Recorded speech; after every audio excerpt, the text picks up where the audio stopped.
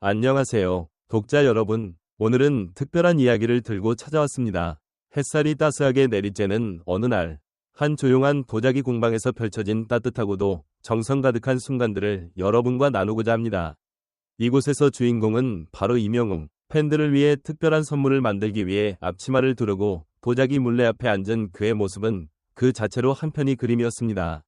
이 글은 단순한 체험기를 넘어 그의 진솔한 마음과 팬을 향한 애정, 그리고 그날 공방에서 오간 웃음과 이야기가 담긴 긴 여정입니다. 준비되셨나요? 그럼 그날의 이야기를 시작해 볼게요.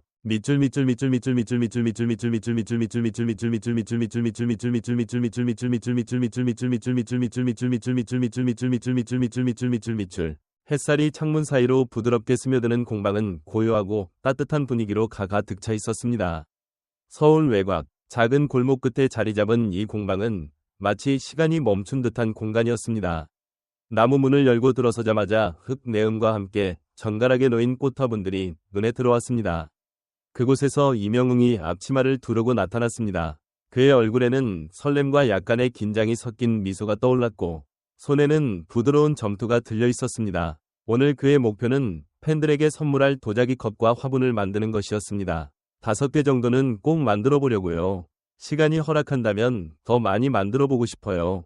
그의 목소리에는 진심이 담겨 있었습니다. 이명웅은 물레 앞에 앉았습니다. 물레가 천천히 돌아가며 점토가 그의 손끝에서 형태를 잡아가기 시작했습니다. 하지만 오랜만에 만지는 점토는 그의 손길을 쉽게 따르지 않았습니다. 선생님의 조언이 이어졌습니다. 너무 완벽하려고 하지 마세요. 흙은 그 자체로 매력이 있어요. 그 말에 그는 살짝 안도하며 웃었습니다.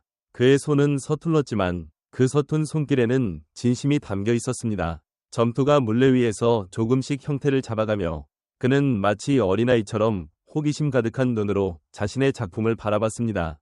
첫 번째로 만든 컵은 살짝 울퉁불퉁했습니다. 한쪽이 두껍고 다른 쪽은 얇아서 균형이 맞지 않았지만 그는 그 모습이 오히려 정감이 간다고 했습니다. 이거 과식한 배 같지 않나요? 그래도 매력 있어요. 그는 웃으며 말했고 그 말에 공방 안은 작은 웃음소리로 채워졌습니다.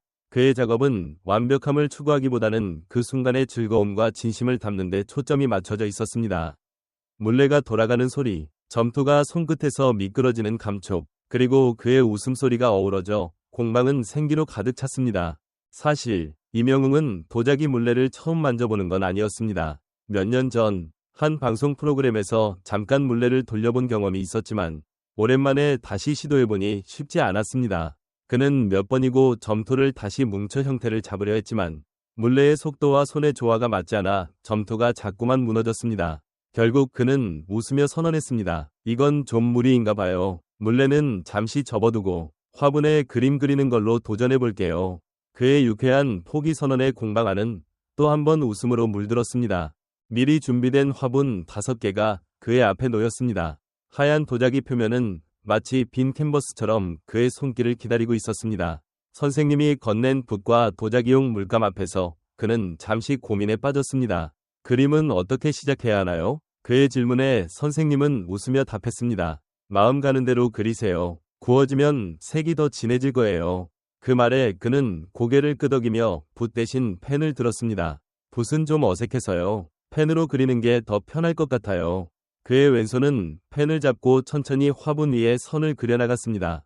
첫 번째 화분에는 들꽃이 그려졌습니다. 이 꽃 이름은 모르겠는데 예쁘죠? 그는 웃으며 말했다. 정교하지는 않았지만 그의 손끝에서 나온 꽃잎 하나하나는 정성이 담겨 있었습니다. 그는 왼손잡이 특유의 서툰 움직임으로 펜을 움직였고 가끔 잉크가 손에 묻어 고생하기도 했습니다.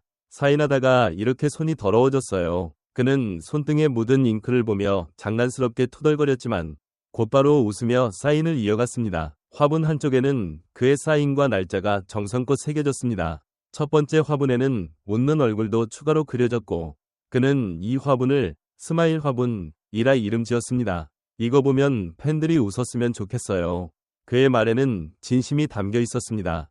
작업 중간 그는 팬들과의 소통을 잊지 않았습니다. 요즘 뭐 하냐고요? 정규 앨범 준비하느라 정신없어요. 그는 웃으며 근황을 전했습니다. 무려 50곡 가까이 녹음 중이라는 말에 공방 안의 스태프들은 놀라움을 감추지 못했습니다.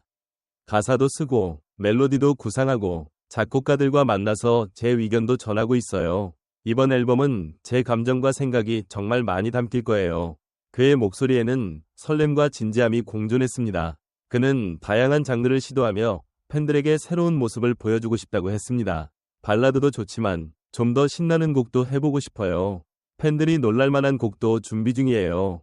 그의 말은 마치 도자기 작업처럼 하나하나 정성을 다해 쌓아가는 과정과 닮아 있었습니다. 그림 그리기는 생각보다 쉽지 않은 작업이었습니다.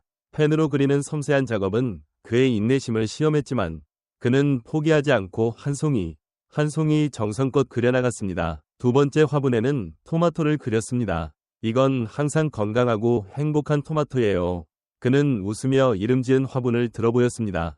세 번째 화분에는 호기심 가득한 고양이 얼굴을 그려 궁금히 나의 이름 붙였고, 네 번째 화분에는 다시 들꽃을 그려 들꽃이라 불렀습니다. 마지막 화분에는 둥근 공 모양의 웃는 얼굴을 그려 스마일볼이라 명명했습니다. 하나하나 이름을 붙이는 그의 모습은 마치 자신의 아이들에게 이름을 지어주는 부모처럼 따뜻했습니다. 작업 도중 그는 반려견 10월 이야기도 꺼냈습니다. 오늘 아침에도 바닥에 사고를 쳤어요. 근데 강아지란 원래 그런 거잖아요. 그는 웃으며 말했고 그 말에 공방 안은 또 한 번 포근한 웃음으로 채워졌습니다. 그는 10월을 꾸짖지 않았다고 합니다. 그냥 치우고 쓰다듬어줬어요. 그게 강아지 키우는 재미죠. 그의 따뜻한 성격은 도자기 작업에서도 고스란히 드러났습니다. 그림을 그리다 날짜를 잘못 쓰는 작은 해프닝도 있었습니다. 15일을 21일로 쓰는 바람에 그는 이거 망했어요 라며 장난스럽게 포기 선언을 했지만 곧바로 수정하며 웃었습니다. 그는 어린 시절 이야기를 꺼내며 공방을 더욱 따뜻한 공간으로 만들었습니다. 학교 다닐 때 색칠 숙제를 하면 어머니가 거의 다 해주셨어요. 저는 1% 정도만 손댔죠. 그는 웃으며 추억을 떠올렸습니다. 하지만 오늘은 달랐습니다. 그의 손길 100%로 완성된 5개의 화분은 팬들에게 전할 선물로 완벽했습니다. 그는 하나하나 화분을 들어보이며 뿌듯한 미소를 지었습니다. 시간이 더 있었다면 더 멋진 걸 만들었을 텐데요. 그래도 이건 제 마음이 담긴 선물이니까 팬들이 좋아해 줬으면 좋겠어요. 작업을 마무리하며 그는 아쉬움과 만족이 섞인 소감을 전했습니다. 다음에 기회가 되면 또 도자기 만들러 오고 싶어요. 굽기까지 잘 맞춰서 팬들에게 무사히 전달되길 바랍니다. 그의 말에는 팬을 향한 깊은 애정이 묻어났습니다. 그리고 문득 그는 요즘의 일상을 살짝 공유했습니다. 아침마다 카페에 가서 빵 먹으면서 챗GPT랑 대화하는 게 취미예요. 가끔 생각지도 못한 질문이 튀어나와서 저도 다시 생각하게 되더라고요. AI와의 소통에서조차 그는 새로운 영감을 얻고 있었습니다.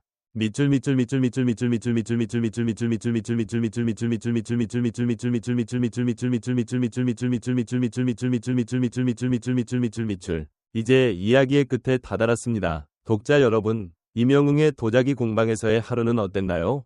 그의 서툰 손길, 진심이 담긴 웃음, 그리고 팬을 향한 따뜻한 마음이 이 글을 통해 여러분에게도 전해졌기를 바랍니다.